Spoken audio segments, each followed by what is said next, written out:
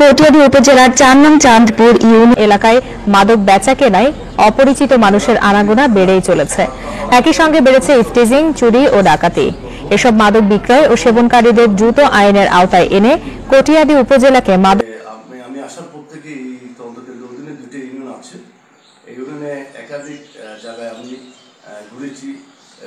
ঘোরার পর দেখেছি যে এখানে বেশ কয়েকটা মাদক স্পট আছে এবং বেশ কিছু ওয়ারেন্ট পেন্ডিং আছে। তার ধারাবাহিকতায় আজকে আমি 11টায় দুই ইউনিয়নের চৌকিদার দফাদারদেরকে নিয়ে একটা মত বিনিময় সভা করেছি এবং তাদের সাথে মত বিনিময় সভার প্রেক্ষিতে তাদের সাথে বেশ কিছু আলোচনা করে তাদেরকে আমি বিভিন্ন দিক নির্দেশনা দিয়েছি। বিশেষ করে মাদকের ক্ষেত্রে আমরা জিরো টলারেন্স।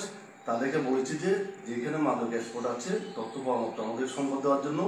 আর 200-র মতো আমাদের এখানে পুরাতন ওয়ারেন্ট আছে, এটা আমরা একটা তালিকা করছি। তালিকা করে আমরা প্রত্যেকটা ওয়ারেন্টে যাতে আমরা গ্রেপ্তারপূর্বক আইনগত ব্যবস্থা নিতে পারি তাদের সহযোগিতা কামনা করছি। তাছাড়াও এলাকার আশেপাশে বেশ কিছু গরু চোর এবং ডাকাতের তথ্য আমরা পেয়েছি।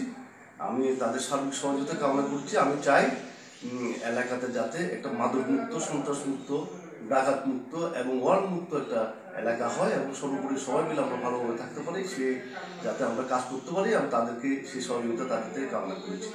তো সর্বোপরি আমি সবার সহযোগিতা চাচ্ছি যাতে এলাকাটা যাতে ভালোভাবে সবাই বসবাস করতে পারে এবং আমরা সবাই সহযোগিতা নিয়ে এলাকাটা একটা শান্তিপূর্ণ পরিবেশ থাকে, সে আশাবাদ ব্যক্ত করছি।